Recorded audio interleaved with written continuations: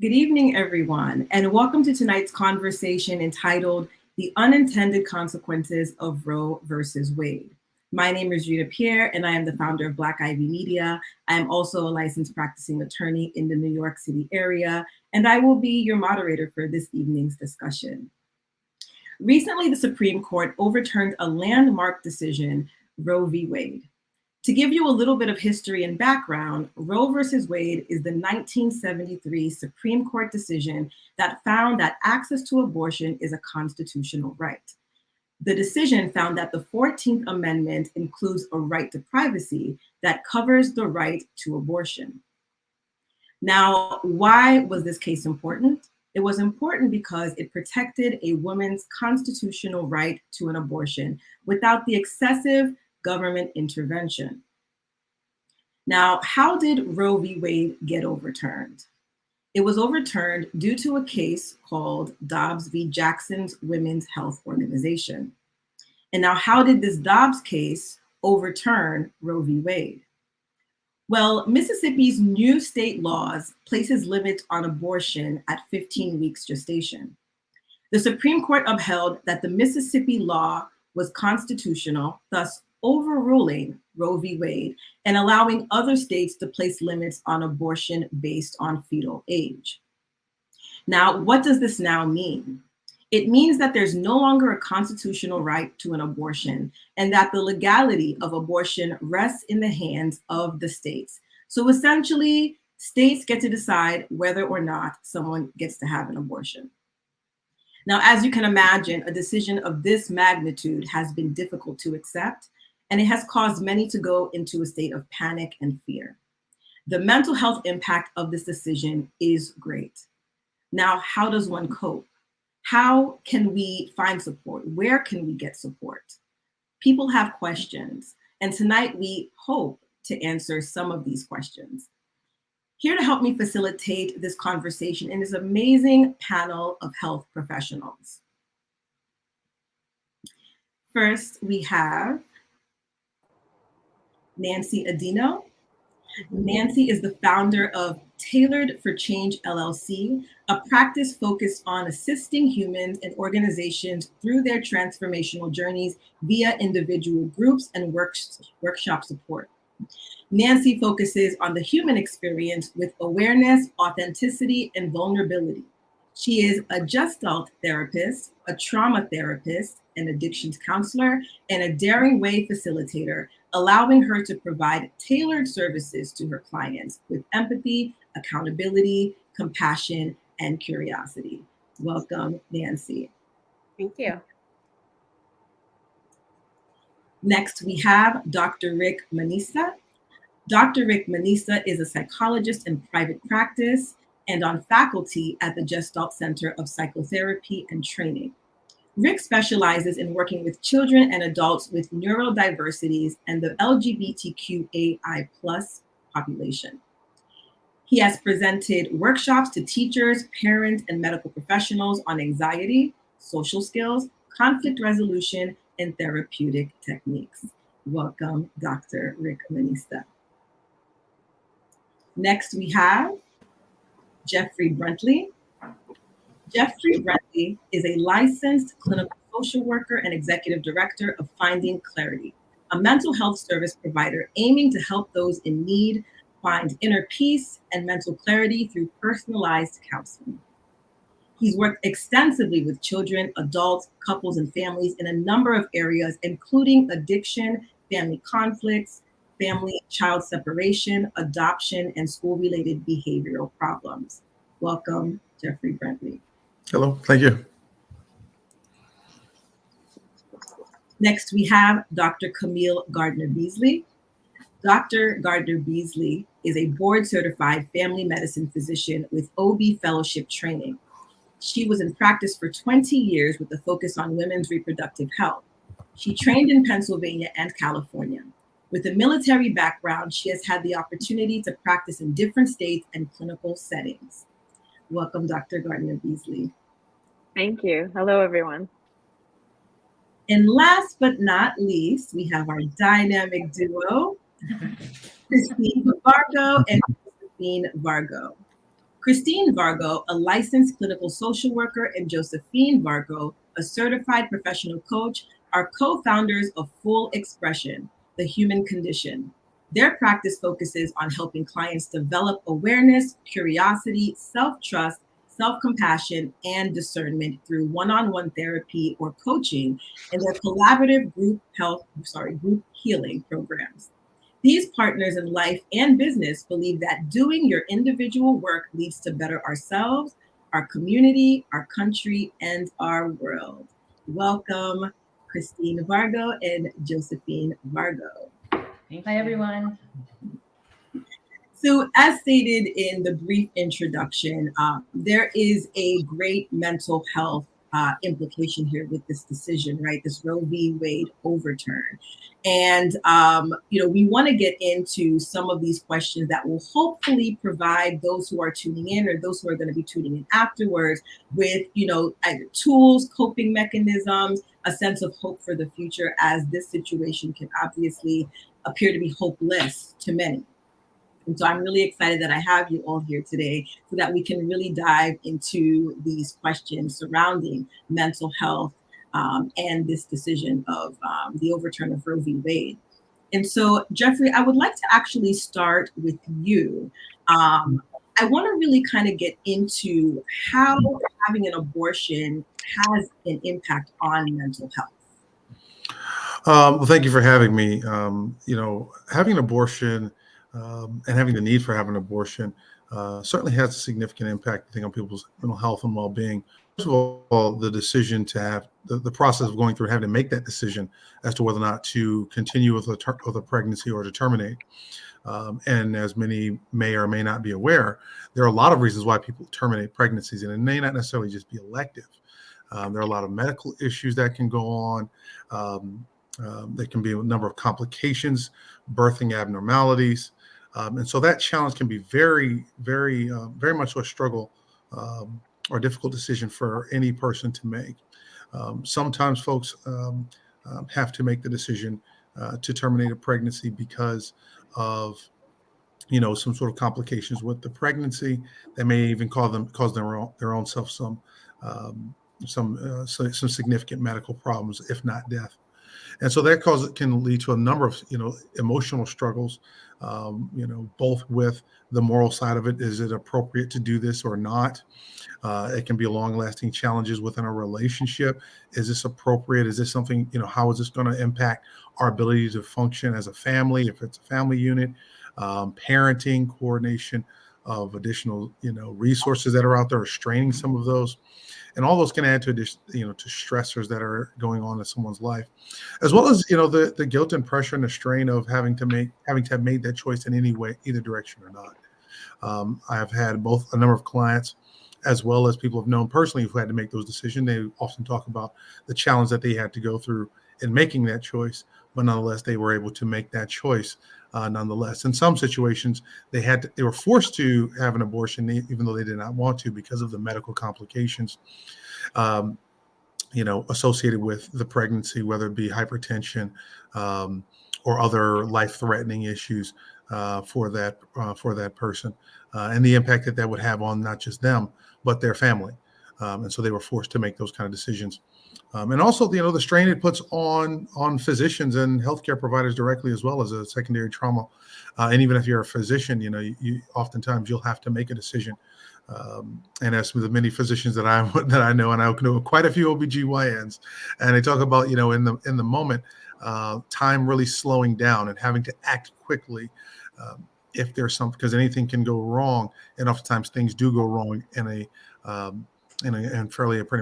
pretty quick time frame. So it can be very stressful for them, and then to now be in situations where, as a physician, many physicians are having to make decisions or being unable to make medical decisions on their own, and have to be sitting there and coordinating with attorneys to see what I can or cannot do. Meanwhile, your patient is literally on the table, possibly bleeding out, or having some sort of extraneous or significant or life-threatening medical issue that's gone wrong with the pregnancy. So there are a number of issues that can come about with that. Okay.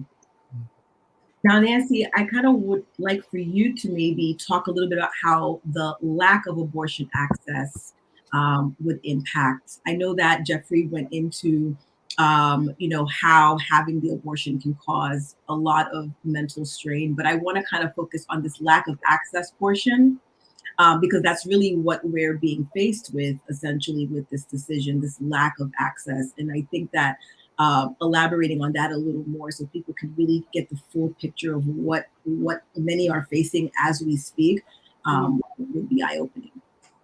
I think that the lack of abortion access will create an increase in people's symptoms of anxiety, depression, trauma, right? It's going to have disturbing experiences along with family challenges that they're going to have. But one of the things that mainly comes to mind is that it's going to create a space where people will go underground to be able to do these things, which puts them in even more danger. Not only the people that will be doing that for them, but also the person that is going to get the abortion. So we are looking into people going to be experiencing some post-traumatic stress disorders, some major disturbing memories being created through this, the lack of being able to be autonomous over their bodies, being able to find a place where to go. How do I go about doing this? How is this going to impact my relationship? How is that going to impact the relationship I have with myself? Is this going to affect my ability to take care of me? Along with, can I trust myself in the decisions that I'm making? So it creates a space of uncertainty, because not only because of the unknown, but also, is this procedure the right thing if I decide to do it underground, or if I choose to have this unwanted child, what are my options? How does that directly affect not only my finances, but my mental health, right? There's a reason why we have that choice, and losing that choice actually is bringing out of powerlessness. So it's powerlessness, frustration, anger, fear, and then we go into the numbing that can take place from this. So lack of abortion access actually puts us in a space of what are the steps that I can take? My steps are very limited that I can take. Where do I have my power? And how can I exercise that power when half of it has been taken away from me, when it's actually the power I have over my body? I feel it's going to bring a lot of further mental health issues than we're experiencing right now. And there's not enough of us that will be able to provide the services that are greatly needed. But for the most part, I feel there's going to be a lot of anxiety, depression, numbing of the emotions. So that way they'll be able to go through day to day as to whatever day-to-day challenges they'll have to experience. And as we ignore those emotions and those sensations, and that means that they're going to get bigger and bigger. Right. And so, as we're talking about, concerns, expressed concerns, would you be able to maybe let us know, like when you're in your sessions with your clients, I mean, are your clients expressing concerns to you with respect to this decision, this overturn of Roe v. Wade? What are some of the concerns that your clients and that your patients, that what are they expressing? Because I think generally people they're thinking, okay, anxiety. People are anxious about it. They're uncertain about it. But I think it's a little deeper than that, a little more complex. So if you could talk a little bit more about what exactly these concerns are. And then Joe and Chris, I would love to get from you as well, too, what you're hearing in your sessions. So a lot of the powerlessness, a lot of frustration. What am I going to do with this? A lot of body sensations like increased heart rate, panic, right? I'm leaving this country. There's nothing I can do. What choices do I have? So what the day-to-day challenges that they're already experiencing is being exacerbated by these decisions that have to be made. And the issue with this is we're trying to assist them in finding ways how to better cope with what they're experiencing. But the reality is they're still having to experience that. So no medication is going to calm that down. It's more of us being able to find a way how we can still exercise some power over our body and over our decisions. Joe, Chris, have you been experiencing anything similar?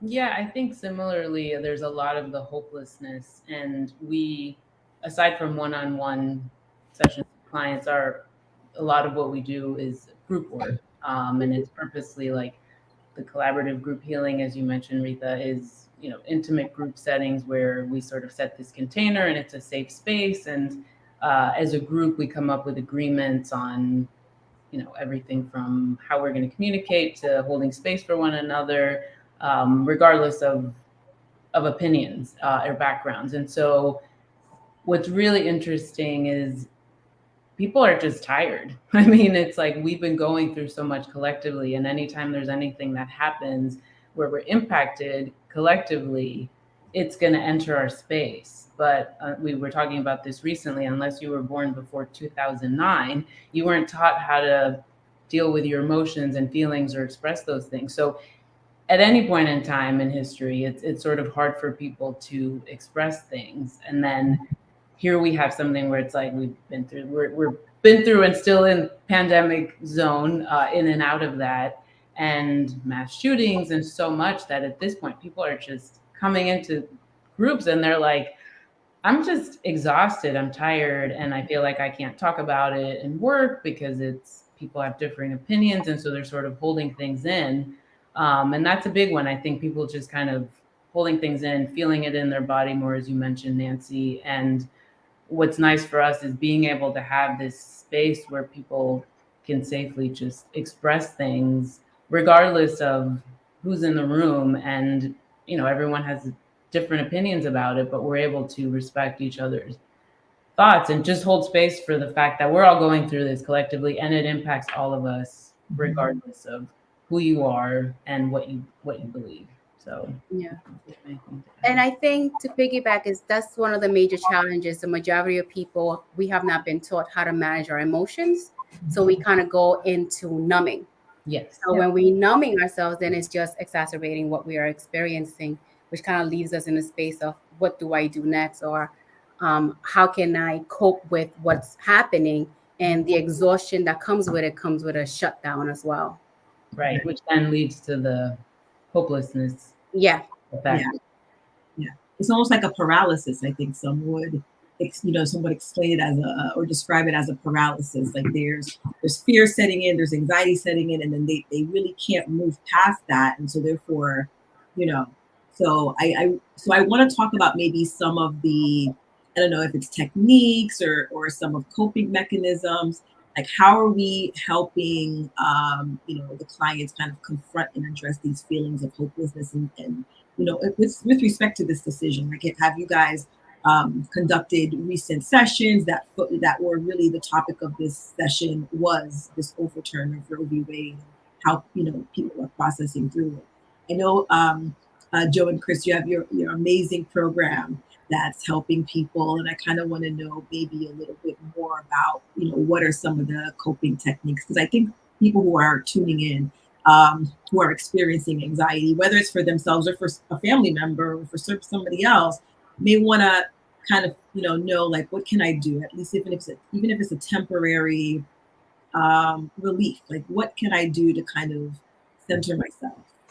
So we can go to Joe, Chris. Yeah, no, that's such a good question, because it's, we work in connecting the mind and the body, and all of the answers you're looking for are in your body. So recognizing that if you are feeling anxiety or depression, we like to think of it as internalized aggression. So there's something that's not being fully expressed in your system. And so ways to do that: dancing, moving. Whenever we're contracted or collapsed in our system, the best thing to do, in my opinion, is to move your body. So in whatever way that works for you, going for a walk, going for a run, screaming into a pillow, throwing something against the wall, whatever works for you to get that energy through you is really, it's all about kind of the anxiety is, I've heard before that anxiety is the same as excitement, just with a different story attached to it. So when you think about what you're anxious about, and we're all collectively been anxious, arguably, for at least 6 years. And so when that's exacerbated or heightened in those moments, breathing is always helpful. We always tune into our breath, and really working to be in nature can always be helpful.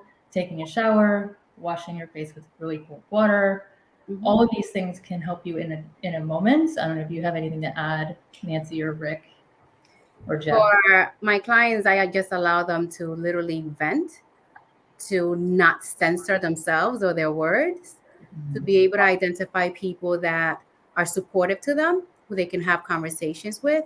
So that's one of the key things, is being able to identify who is safe for them, that where they can go and have conversations without being judged. And if they don't have that, we begin to, how do we create a tribe that can allow you to be able to express yourself without having to censor yourself, right? We live in spaces that we're being censored on a daily basis, right? You're being censored at work. You're being censored in family dynamics. You may be censored in whatever religious beliefs you have. So this is a space that we have now that anything goes. And this is what is needed in order for them to be able to better manage whatever emotions are coming. So creating a safe space, allowing them to express themselves whichever way they want to. And that's also including the teenagers that I work with, and in group settings as well. And then being able to figure out, okay, after we've been able to get this energy out, what are some of the things that we can start doing that can give you some power? But for the most part is getting it out, allowing yourself to experience your emotions. What do those emotions feel and look like? What are you imagining? What is the story that you're telling yourself? And now this is the reality, and this is the steps we can take to begin to manage it better. Jeffrey? I can say, I've had, a couple discussions with some of my staff once this took place, and there is obviously some serious anxiety and fear that is there, and I think rightfully so. Part of that fear is, as mandated reporters, what kind of rules are going to be changed state by state, jurisdiction by jurisdiction. Some of the concerns that we have now, even the many doctors that I've spoken to, the concern now again is what kind of positions are they going to be placed in that are going to be, are going to be contrary to their code of ethics. To do no harm, but if you're in a scenario where if you do something to save someone, it's illegal, but that runs askew of what your ethics say, then what do you do in that scenario? Yeah. It's a very fearful time, I think. I think this was a moment where a lot of people didn't realize, or didn't really necessarily think all the way through what this decision would mean. We're going to start to see some really, really significant and really horrible scenarios that we haven't had to see in this country for quite some time. Yeah. So there's a lot of fear around that. Yeah. Most people think of a child or a fetus, I should say. Someone's pregnant, they think of the Gerber baby. That's not what this is. That's not what you're dealing with here. And so, there are a number of complications that come from a fetus and from a zygote and from, prior to viability. And there's a lot of concerns and a lot of fear, and I think they're all very warranted and very, very valid, regardless of what your feelings are around elective abortion or elective termination of a pregnancy. There's a lot of concerns that I think a lot of people are fearful of, and not even just that. I mean, Retha, you started out with saying this is it was made decision as a right to privacy. So what does this do for the right to privacy? What does this do for all the various rights that have taken, that were built upon decisions like Roe v. Wade, or the decisions that prior, I think it was Griswold that was before that? What does this do for our right of privacy? If we're saying that there's no longer the ability to have bodily autonomy, how does that impact, or at least it's constrained in some way, how does that impact other decisions that people get to make in their right to privacy? And as healthcare providers, what does that impact, what kind of impact does that have on us? So I think there's a lot of fear that is out there, and I think it's very much so warranted. And one thing, ways to be able to manage that fear is actually by verbalizing it, right? Being able to tell yourself the entire story that you're making up, along with verbalizing every aspect of the fear, the terminal thinking, the horrific movie that's showing up, and then we get to really process that a little bit more. So that way they're not making decisions based off fear. The decisions that are being made are based more of sound decisions of a whole body experience that's allowing you to make the decision. Right. So one group I would say that I feel tends to be left out and neglected from this conversation is, the teenagers, right? The teenagers, the children. Um, we don't see many, I haven't seen many articles, addressing, how is this affecting the teenagers who many of them, 16, 17, 18, 15, at any age, could potentially find themselves pregnant or in a situation where they're going to be a parent. Children in schools are hearing about this Roe v. Wade situation. They're seeing probably the anxiety on the faces of their parents and loved ones and are wondering, what is this? And so, Rick, I want to kind of direct these next few questions to you, since you work with families, you work with teenagers, you work with children. How does a decision like this affect teens? Well, kind of like what Joe was saying too, we have to look at the last 6 years that teens were going through with the pandemic, remote learning, they're not being able to socialize. Now we have like so many school shootings, which are becoming very commonplace for them. And then something that seemed very safe, very normal, was going to be there forever, is just away overnight. So what happened for them with all of that going on in the environment is they really have a lack of safety in our country right now, which goes into the numbing that Nancy was speaking of. I don't really feel safe here. Who's there to help me? What's going to happen for me? I have a lot of clients from LGBTQ families who are like, what's going to happen in same-sex marriage?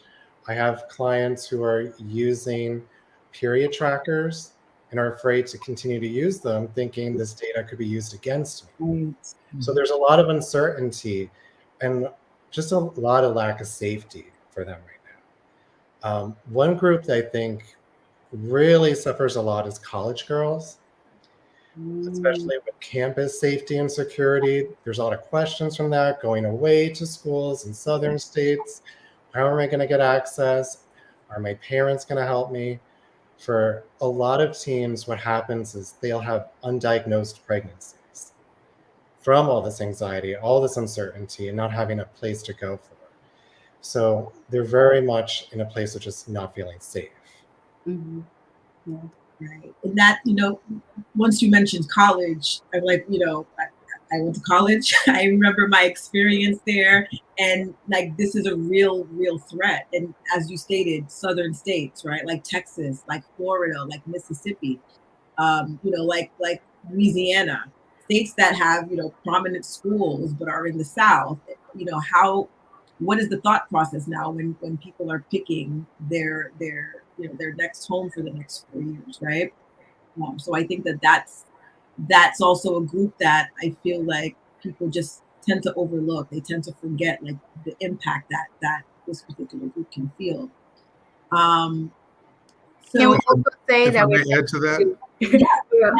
we're tending to overlook not only the teenagers or young adults, but we're also overlooking the role that men play in this, Mm-hmm. right? We tend to focus a lot on the woman experience, and it is our bodies. But if we don't have men actually being the support in this and stepping up and talking as loud as we're trying to talk, it kind of gets, falls in deaf ears to some level because the patriarchy that we live in.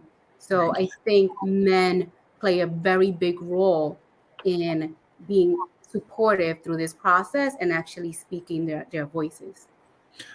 I'm glad you brought that up, Nancy. I actually wanted to speak to actually both of those points. Retha, you mentioned a lot of the southern schools, but it's not just in the South. I grew up in the Midwest. I grew up in Detroit, and a lot of those Midwestern states, Michigan, Ohio, Indiana, Missouri, so on and so forth, they have very, very strict, and these are very conservative, socially conservative areas. They just happen to vote Democratic. These are very socially conservative areas, have trigger laws, so much so that you're going to have entire sections of the nation that, if you go through the Midwest, some of those states have trigger laws, and Illinois is pretty much going to be like the place that you can go to. So you're going to have, a scenario where you have young people trying to get to states like in Illinois, where where there's not a trigger law of some sort, where they can where they are able to receive the abortion care they need. And to your point, Nancy, yes, as men, we also are very much so impacted by this.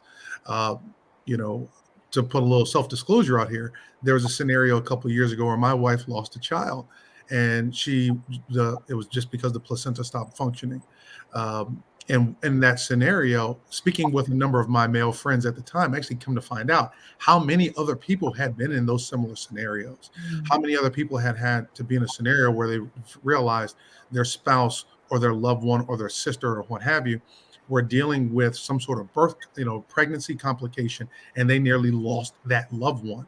And if it's a scenario where it is someone where it's a family, now you have, this person, the mom can no longer get the care that they need, or it's restricted in some sort. Now you're looking at a scenario where someone might now become a single father that they weren't anticipated to have to deal with, or now they have to change their role from as being an uncle or a grandfather, something like that, to now have to care for children that they weren't prepared to deal with.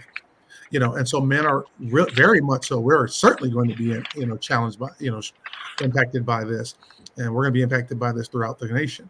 So buckle up, because this is not going to get any better.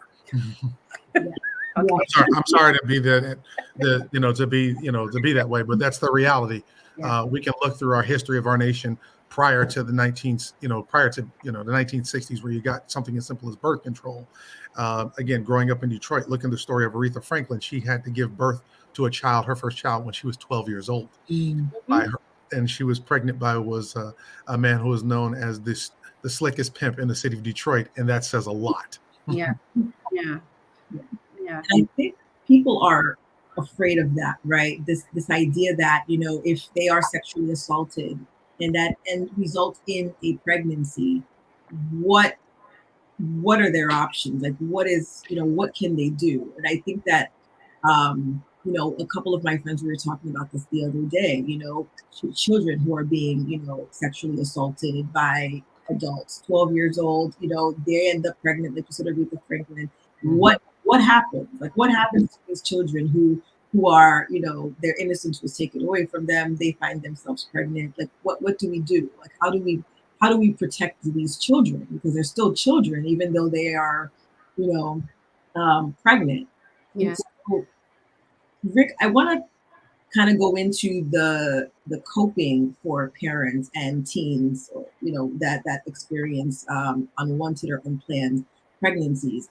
What can we do to actually help teens and to help parents? Because I think that as we are moving, in this direction where it looks like, as Jeffrey said, it's not looking good, and it's probably not going to get any better. So we have to deal with the reality of things. And so we really need to talk about, what does support really look like for parents who are scared, anxious, and children who haven't even lived life yet, but are now faced with a life-changing decision.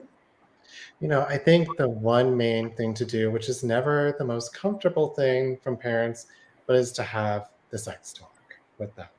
A lot of parents avoid it. A lot of times they only talk about abstinence, and that's it. They need a lot more information. They need a lot more connection from the parents. But to really listen to your children, what do they know? Explain to them all the ins and outs, age appropriately, developmentally, and also give your values on sex and how that happens. Consent is a big thing to teach how to say no, like, why my choice, don't get into certain situations. And I think another important aspect to take in is rape myths.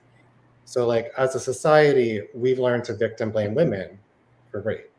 That it's women's responsibility, it's not the men's. So we have to hold our boys accountable for that too, and really teach them when no is no, how to support a woman, and what would the consequences be down the road. But I think for kids, especially teens who get pregnant, one of their biggest fears that their parents won't support them. So to really enlist that trust that you're always there, you can help them, and to have ongoing conversations is the best tool. Yeah. And that's going to be a real challenge for parents, and it's going to be a real challenge for teens as well, because even outside of the conversation around abortion, I can't tell you how many times I've had sessions where I've looked at parents and say, and looked at the child and asked the child, are you sexually active? And the kid is like, no, I'm not doing anything like that. But they give you the look where the kid's lying through their teeth. Mhm. Where you have that conversation with the parent and say, hey, mom, is your daughter on birth control? And they just don't want to have that conversation, or they impose their values or their beliefs on them in a very stringent and very strict way that is also unrealistic. So it creates a dynamic where the child or their family is not able to have a realistic, conversation. And then that just further exacerbates this issue, because everyone always thinks when there's something bad, it's not going to happen to me. It's going to happen to those people. Well, guess what? Then it happens to you. And now everybody's like, oh my God, I don't know how this could occur. Yeah, we do know how this happened. So that's going to be a real challenge. One of the things as Rick and Jeff were sharing that made me think it's maternity residence for foster kids. Right. I used to be a coordinator at maternity residence for kids in foster care. And you have teenage girls that are pregnant, seeking adoption, right? And then with a baby. And now, even during that time, the maternity residence, the census would stay high because there was no place to put them. But once they gave birth, what do we do with these babies? So it's the people that are being affected by it is across the board. And it's just how as healing professionals are we able to provide as much support as possible without getting burnt out, but also being able to have the clients feel like, okay, I feel empowered enough to have a say here, or empowered enough to be able to communicate. To what Jeff was sharing, come from a family that the woman had children when they were teenagers. And even personally, right, some of them felt that in order to get pregnant, they needed to lay on a bed, that they couldn't get pregnant standing up having sex, which they didn't feel that was intercourse. Right? So it's very, very important for parents to be very transparent as to what happened, how does it go. If you feel uncomfortable, then you need to seek out the support, right? A friend that feels comfortable with this, and the other parent or a family member that's able to have these type of conversations with your child, because the goal is to be able to avoid these situations from taking place. And the fear of having those uncomfortable conversations is getting in the way of actually being having the right information, or having a child that is prepared for living in this world. So I want to ask these next few questions to our resident doctor here, Dr. Gardner-Beasley. In reading articles since the beginning of this, overturn, many have stated that women are going to face significant health risks due to this overturn. And many are wondering, well, what health risks, right? They might think, okay, they're unable to, if they're pregnant and maybe they're having have a partial birth abortion, that the woman may not be able to have a partial birth abortion. But a lot of people are not really seeing past just, something like a partial birth abortion, or let's say a stillbirth or something like that. People are not really thinking beyond, like when they hear health risks, they don't really understand what else could that mean. It's not necessarily just about the birthing process. And so I want to kind of get into that so that people can really understand when we say health risks, what like that full spectrum can look like. So if you could maybe talk a little bit about what these health risks are, because we're hearing it, but nobody's really going into what that means. Well, first, I'd like to say that the health risks will affect women across the board, not just women who are immediately pregnant, from women trying to get pregnant, women who've completed a pregnancy, women who aren't able to get pregnant and don't plan on having any children because of some of these restrictions that we are seeing this trickle down effect. The first example that comes to mind is the drug methotrexate. It is used in many medical conditions, one of which happens to be facilitating a pregnancy termination.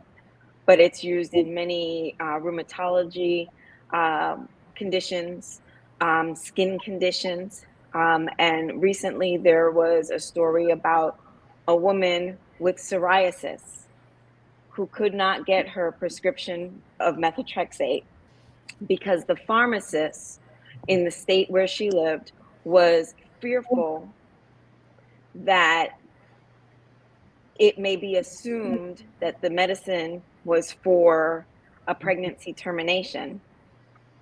And that pharmacist did not want to take the chance of putting their license, their job at risk as somebody misconstrued the information of what this medication was for and would not dispense it. So now here is a woman who cannot get care for a skin condition because of just a loose association of a medicine with pregnancy termination. Pregnancy is stressful on the body, you know, as Jeff mentioned, when people think about babies, they think about the Gerber baby. They don't think about the fetus, the beginning stages. When people think about pregnancy, it's supposed to be that pregnant glow and all those euphemisms, when in truth, every system in the body is stressed during pregnancy. So for women who already have chronic medical conditions, whether it be diabetes, high blood pressure, kidney disease, lupus, all those things result in more stress for the body. Women who are taking chronic medications may have to go on a substandard regimen of their therapy for that condition because they have to continue a pregnancy. So now they need to take medications that are fall in a more pregnancy amenable category, but again would be substandard for their care. I think the assumption has been that all of this is around only elective abortions, not realizing that there are so many other medical complications, medical reasons why a pregnancy would not follow through, whether it be the disease course for the mother or a disease process that is within the fetus itself. So I think that's just the basic touching upon where we're seeing all the health risks, the increased health risks to women by the limitations, the access to terminating a pregnancy when medically indicated. And I'm glad you were able to really shine that light that this is not just about women who are pregnant or women who are expecting, but that this is affecting all women. I mean, I couldn't imagine not getting pain medication or medication for a pre-existing condition because the pharmacist thinks or might, like you said, this loose association. So that's wild. I don't have a better word for that. That's wild. Is there a concern for home remedies? And the reason why I ask is I know my grandmother's era, maybe a little bit sooner, they used to use home remedies to have abortions in the home. So it will be from teas and herbs in the garden to hangers or whatever other stuff they can find. And how is that going to be managed, right? The trauma that comes along with that, but also the doctors that may not, this generation doctors that may not have experienced that's what they used to do, that is error and stuff. That is very true. I mean, in the modern day visits, you're asking patients not only about their prescription medicines, but what over-the-counter supplements, herbals, or vitamins they're taking. And every provider is differently versed in knowing those supplements.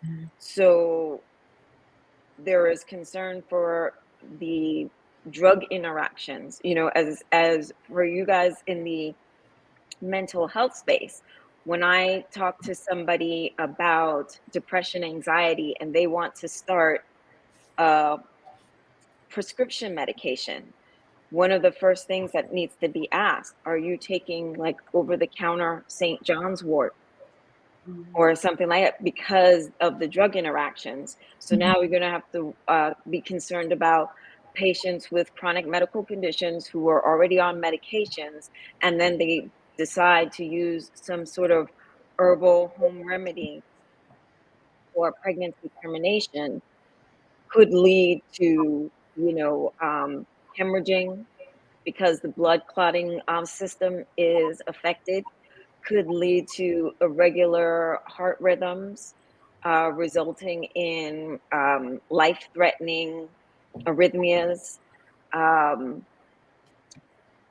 clot formation, leading to strokes. So it would be very concerning, because sometimes, people are just given, just take this tea, just take this supplement. They themselves don't even know what's in it and what will be the ultimate effect if they happen to be taking other medications. I wanted to get into some of the fears practicing medical providers might have around this overturn. I know that even with the example of the pharmacist not wanting to dispense medication for, a skin condition, but being afraid that potentially, this could be used for, they're obviously acting out of some sort of fear, like you said, probably fear of losing their license, being cited by, I don't know what board or what review board is out looking for these types of connections. But I think, from your experience, and with everything that has happened within the last month, because this overturn happened a little over a month ago, I think, Right. 2 days ago, right? What are some of the fears that medical providers are having with respect to this? Because I think it's important to know that there is fear on the provider side as well, too. Okay. So for most, I would say all medical professionals in whatever field, if you hold a license, you hold that license very dear. It is key to your being able to work and practice. It is a point of pride to have an unblemished record. So here you have now put providers in a position where providing appropriate medical care may lead to legal action. Now, several specialty groups have spoken out, including the American Medical Association, that they firmly support access to abortion, or women's right to choose. So a lot of providers aren't getting pressure from their medical societies. The pressure is coming from legal areas, politicians, with what I believe is no input from any medical profession in some of the laws that they are coming up with. And some of them speak very proudly that they have no intention of going after the pregnant individual as the perpetrator of a crime, but rather the provider who provided the service for them. So basically deeming the medical health professional as a criminal. And, physicians, nurse practitioners, PAs, anybody in the healthcare field, you all take an oath to do no harm. So to think that your livelihood is going to be jeopardized by providing the care that you were trained to provide for patients is very scary. And then in a time where there is so much provider burnout and an exodus from the profession in general, it's like one more thing to make a provider decide, you know what, maybe I need to step away from clinical practice.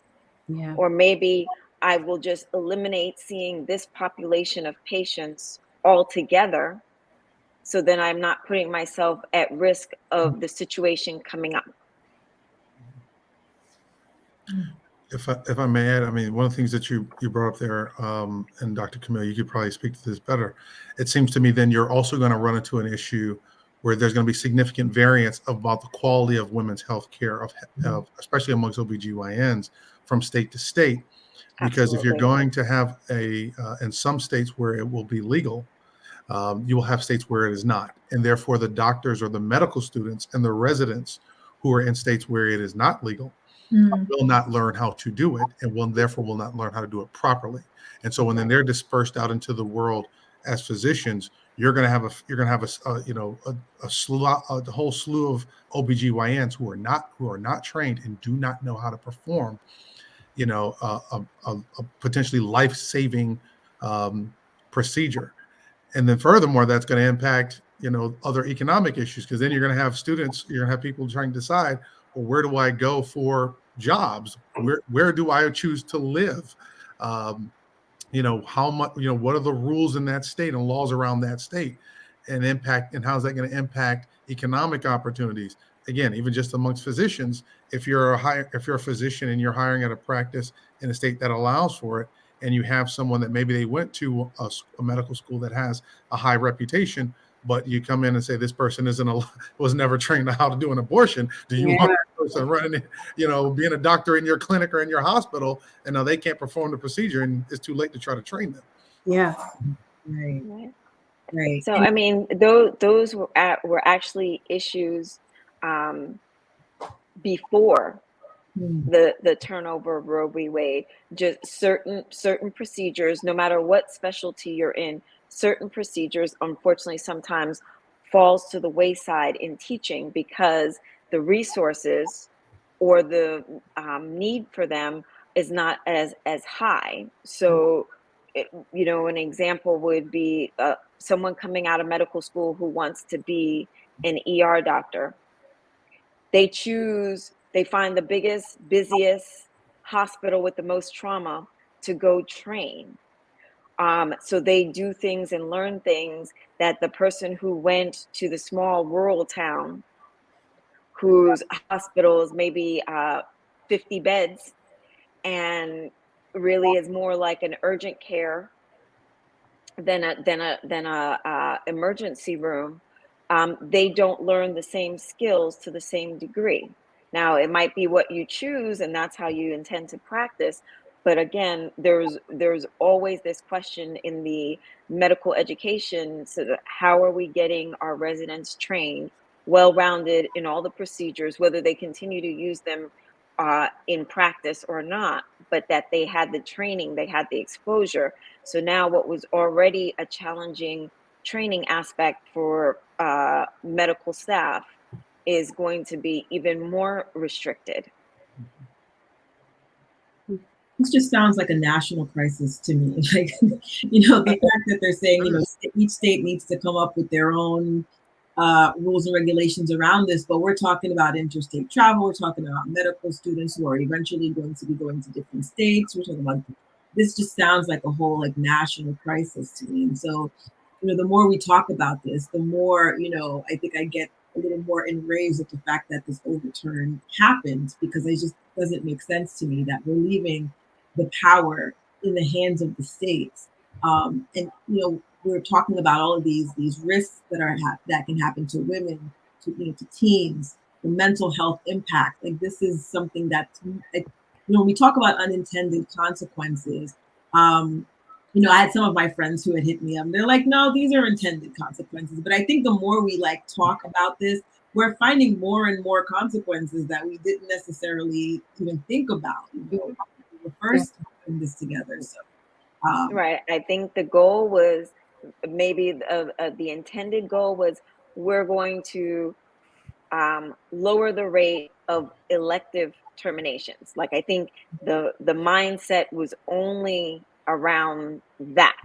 mm-hmm. There was no thought to the fact that pregnancy termination happens for a lot of other reasons besides, oh, I'm 18, I got pregnant, I can't have a baby at this time. Yeah. Well, I have two things to say. One is, this country was built on white supremacy. This country was built in misogyny. We live in a patriarchal society. So that's in the backdrop of all of the things that we're talking about.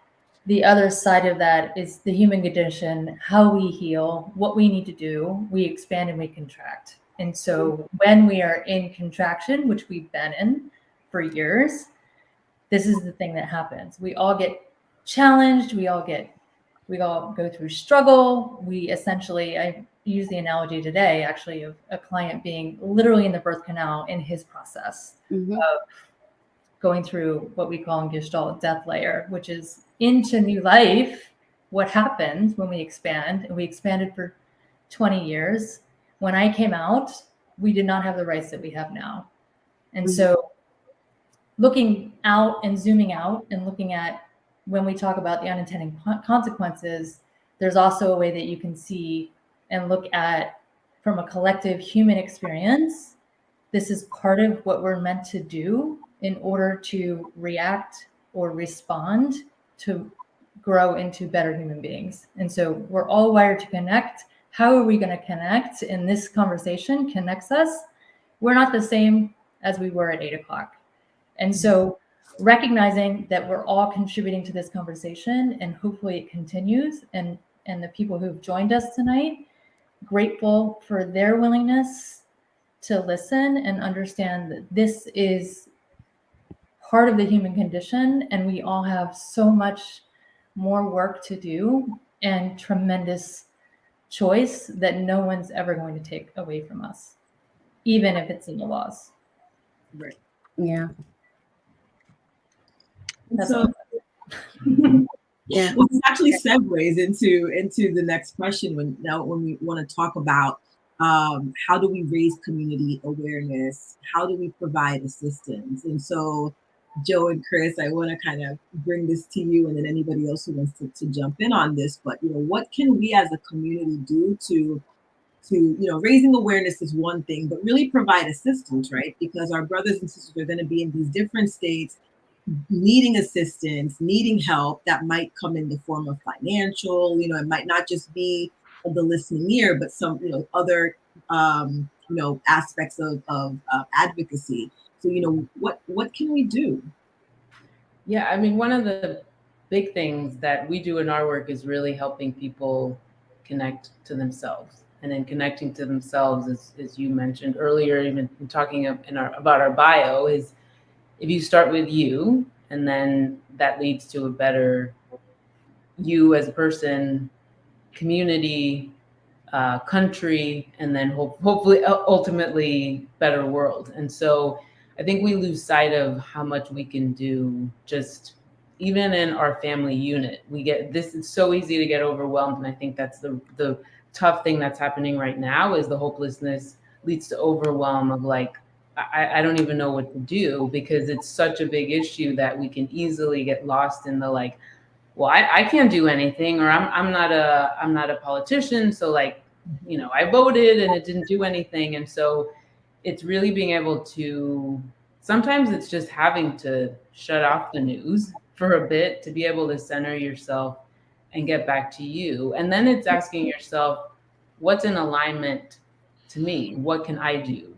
If you're an artist, create work that says something about what's happening. If you're a writer, write stories, interview people, tell their stories. If you're a filmmaker, make a movie, make a documentary about it. If you're into politics, then it's utilizing what's true to you, your talents, and not getting so lost in the overwhelm of like, I don't know what to do. Or if I don't have any skills. Well, if you're a parent, that's a huge role to play just in teaching your children every day, to what Rick and Jeffrey were talking about earlier. I mean, it's even in your own home, we have collectively 4 children, and we have a lot of conversations with them all the time to their detriment on occasion. But it's realizing in those moments when we feel overwhelmed is like, actually we can play a big role. And even though we're not seeing the immediate effect, of being a parent and sitting down and playing a game with our kids. It's actually really big to be able to have conversations, because you're impacting a future generation of adults that are going to make very different decisions than the ones that are making the ones who are in power right now and making some of those awful decisions. So that's a big one. It's just centering yourself at times when you need to shut it off, and go with what you can put out into the world right now. I would also add that, a lot of times we can get overwhelmed. Just speaking to Joe's point, the overwhelm can paralyze you. And so what I've talked to clients about is you don't have to do everything, but pick one thing that meets you and is in alignment with what you can offer. Like, I would love to be able to march. I have other people in my life that are counting on me to make a living. And so I can't just march like I did when I was in my 20s, because I was just marching for myself or marching with myself to take care of. So I can't risk getting arrested in the ways that I could have when I was in my 20s. But what can I do now while I'm in my 40s to think about something I can contribute? I can research different organizations that are doing the work. I can support, I can offer funds, whatever it is that I can do. It needs to be in alignment with what I can do now in this moment, and not feel like I have to do everything and guilty because I'm not doing everything.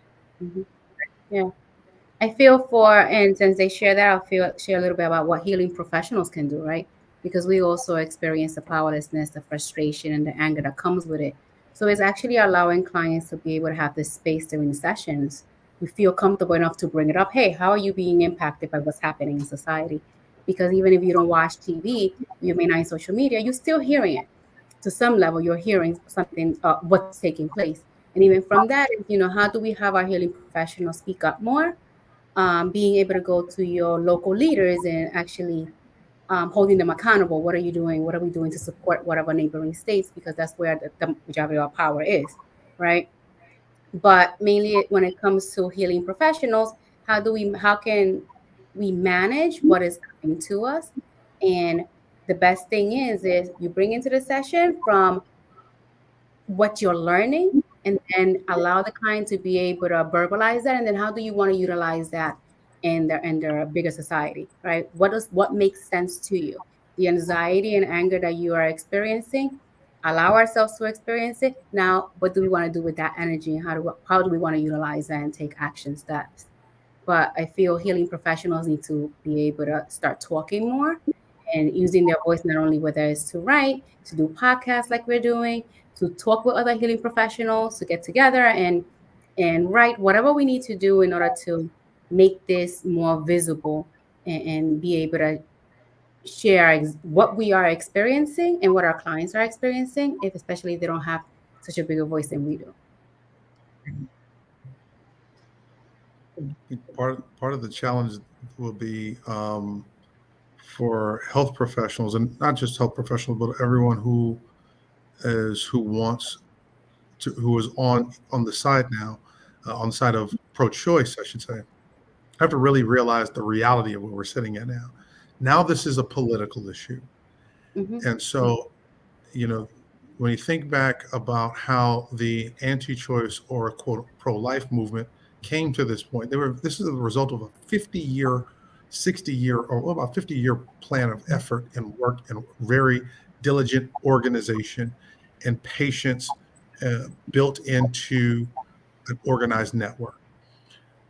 I think it would be beneficial to those who are on the pro-choice side to develop a similar or competitive entity, because that just doesn't exist. And the reality is, whatever we feel about people's views about why they make some of the choices, there are people who have gotten into positions, who have made choices that go into prominent positions solely because that side was said, hey, we're going to help you get elected, or we're going to help you get you this clerkship, or we're going to help you get this job if you go the choice we want you to make.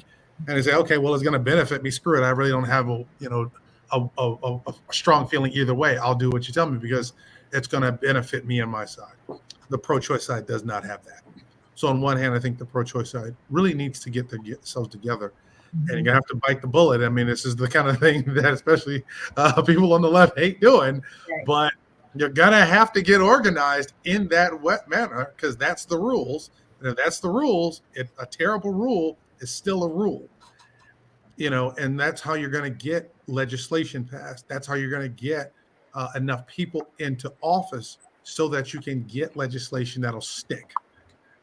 The other thing that I think is that's going to be really a terrible thing we're going to have to do, but it is a terrible thing that we will have to do. And it is to Nancy's point at the beginning.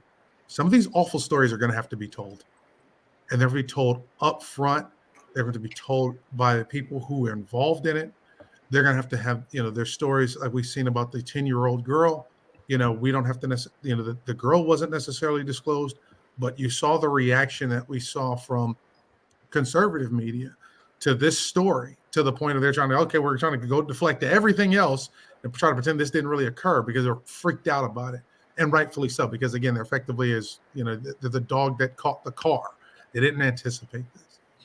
And so now those stories are going to have to be told. The stories of fathers who, are going to lose their wives, brothers and mothers and family members who lost their loved ones and now have to raise a child, children who were raised by a single parent who then lost said parent and now are in foster care or group in foster care because there was no one to take them. And there was only, the one family member who was a single mom out there and didn't have really many other family members who could take them. These are awful stories and they're traumatic stories, but these are stories that are going to have to be told because that's what's going to move the meter here. And the reality is we're in this game now. So we've got to deal with it. I like the fact that you talked about being organized, and I see in the chat they're like, yes, being organized. And I think that is something that is unfortunately lacking, like you said, on the pro-choice side of things. And so I think that with everything that's happening now and things, we don't know what more is going to come. But I think now more than ever, we need to get serious about political action and being serious about grassroots work as well, too, when it comes to, abortion rights and the right, what was the right to choose at one point, right? Yeah. People are going to have to, some of those groups are going to have to just get over themselves and get rid of the whole, we got to be our moral superiority and think about just one individual person. No, we have to think about what is the end goal. Give conservatives, their credit. They have a goal. They will put a plan in place to exact that goal and they will march that beat and everybody will get in line. You can't, because liberals are not so good at that. You're going to have to get over it and you have to make amends with some folks that you really didn't like in order to get the thing done that you want to have done, because it's more important than the individual person. And as Jeffrey is sharing that, one of the things that's coming up for me is even the support that you get from friends, right? That is a collective, right? Being able to have these conversations with your friends and your colleagues, and then that is a way of organizing. And then what steps can we take together, and what organizations we get to find that can allow us to advocate, and we can add our support. Financial support is also going to be needed in order to do that. But I think a lot of times we forget the power that we have as a group, and it's starting from home. You have your best friend, your cousin, whoever, we're talking about the same thing, then, let us begin and bring it into the public eye. There are prominent business owners, there are prominent millionaires and billionaires that feel the same way and say, yeah, they got money too. You're going to need them. You're going to need everybody to get this thing done. Yeah. And so this last question, it can go to you, Jeffrey, Nancy, or actually anybody on the panel. Where can one go to find the support and resources? I know that we plan on providing a list of resources to those of you who have registered, and we have your email addresses, but if there's anything that we can share for those who didn't register and are like, well, I kind of want to get on this goodness too.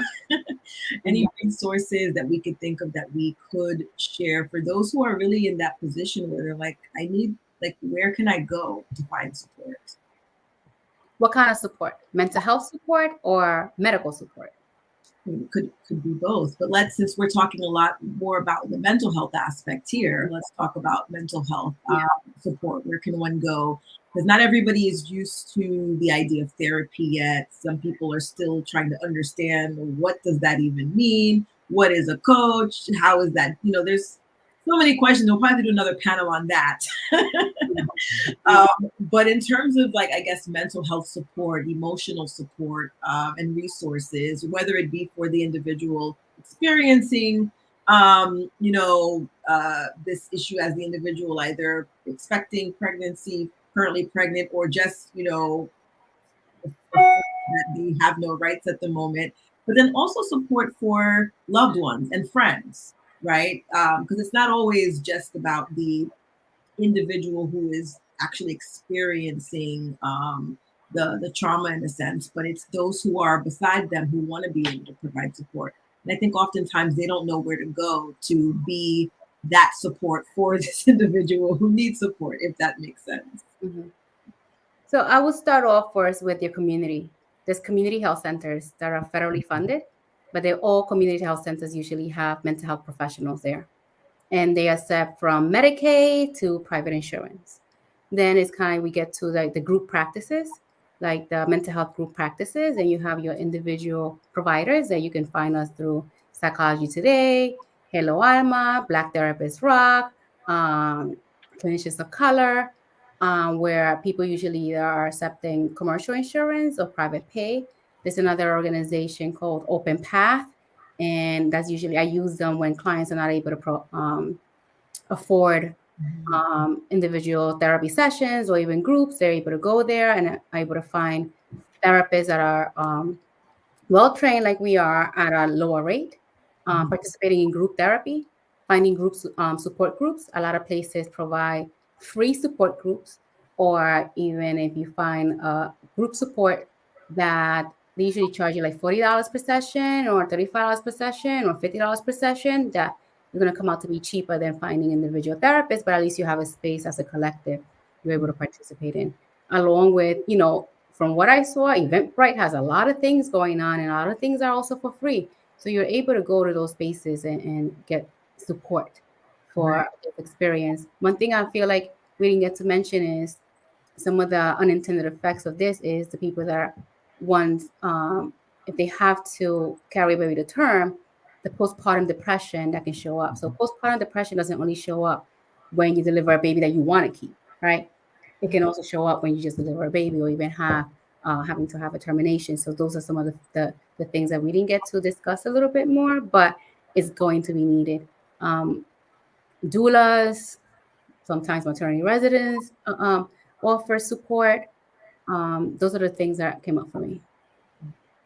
Right. When you talk about postpartum, for me, I'm just like, there's already a lack of support, now,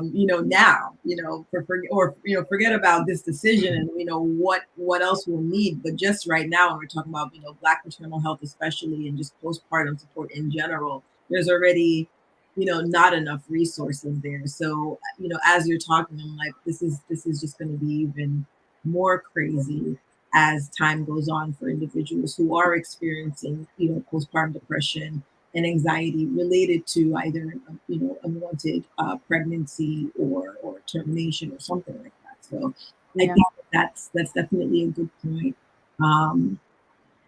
Anyone else have any resources or, with respect to support? I think that Nancy gave us a very, very good laundry list. Now, I was thinking about Facebook groups too. A lot of people have been going to Facebook groups for support.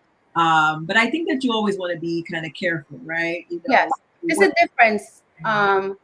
You can only allow yourself to be vulnerable with people who are worthy of seeing your vulnerability, right? So that's why I mentioned those spaces, because it allows you to be authentically you in a space that you can be vulnerable, not be judged, and you can be heard, even if you have different opinions. So a lot of times people utilize social media, but it's not real true vulnerability, because it's like a secret kind of competition taking place, as opposed to spaces that are tailored to healing. Right. Anyone else? I would just say that every state has a medical society chapter for different specialties, because this is such a rapidly changing and laws are popping up, other laws to block those laws. going to your state's medical society to kind of figure out, see what the restrictions are, because your individual provider may not be up on the latest and greatest as it changes, because they're trying very hard to just take care of patients. So the medical societies for your state would be a good resource to kind of figure out, what are my options in this state, and are there any restrictions to me going to another state, because we do have those lawmakers who've suggested and are actively trying to be able to pursue people across state lines, for whatever care they receive that was deemed banned in the home state. Yeah. You said that, it made me think about teaching hospitals, right? And schools that have interns that are training to be healing professionals. Those are usually either free or they're at a very low cost as well. Okay. Another great resource is Planned Parenthood, especially to have conversations with your children about this topic. They break it down towards every age, every topic, what are the points to hit, how to have the conversation. It's Cliff Notes for the sex talk. Yeah. Yeah, I was thinking Planned Parenthood, but I'm like, I don't know what's happening with them, or what's going to happen with them, with everything, that's happening. I know that on the day the decision went down, Planned Parenthoods across the country shut down, canceled everything that was on their calendar. So I'm curious to also see, I guess, how in certain states, at least, how Planned Parenthood survives and carries on and moves forward. So that's another thing, because they've been such a great resource for the community for a while now. So it'll be very interesting to see that. So I don't know if you guys have any last statements that you want to make with respect to this topic. I think that we went through, I think, quite a bit of points, and I think that we did a really great job this week.